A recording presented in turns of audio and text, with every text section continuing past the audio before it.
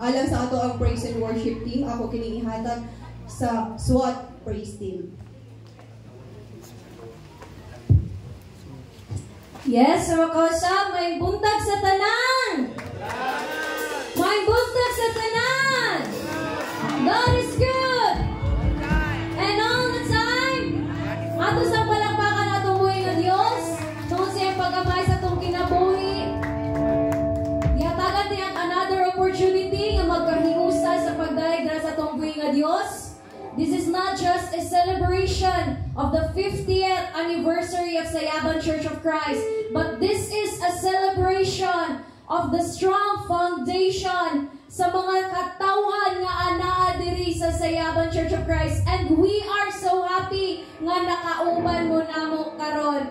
And today, let us bring back all our praises and adoration to Him because He deserves it all. Remember the story of David? Bisag gamay kay si David no, pero without doubt, without hesitation, niadto siya sa fight, sa battle kay Goliath. Wala siya nag-hesitate nga moadto dito bisag unsa man siya kagamay unya dako kayo ang higante. But then we are like David, hallelujah Jesus, because bisag unsa pa man kadako sa problema nga midangat sa atong kinabuhi, bisag unsa pa man kadako nga problema ang niagi diri sa Sayaban Church of Christ, but then we are like David, nagmalampuson siya tungod kay naatay Ginoo. And today, dito magluya-luya, let us bring back all these praises and adorations to Him tungod siyang pagkamahal sa itong kinabuhi. And today, anak pa sa Biblia, panaghugyaw ka mo ka malipayon. Mong karong adlaw, when we are praising the Lord, ipakita niyo mga ngisi nga nalipay ta nga nagaday sa tuwi nga Diyos. Ato sa palapakan tuwi nga Diyos. Hallelujah, Jesus. And as we start,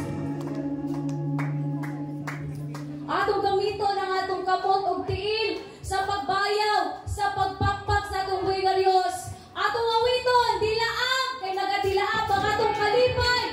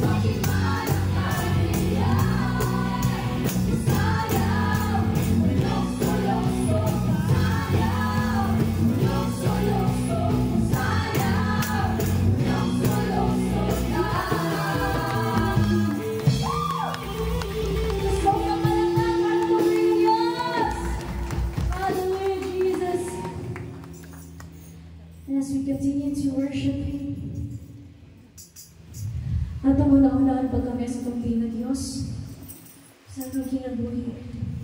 Nasukad pa sa una, wala siya nabago. Sukad pa sa una, ang iyang gugma nagapabilin ka na. Sukad pa sa una, ang Diyos nagmatinud-anon sa atong kinabuhi. And at this moment, igsuon, I want you to close your eyes.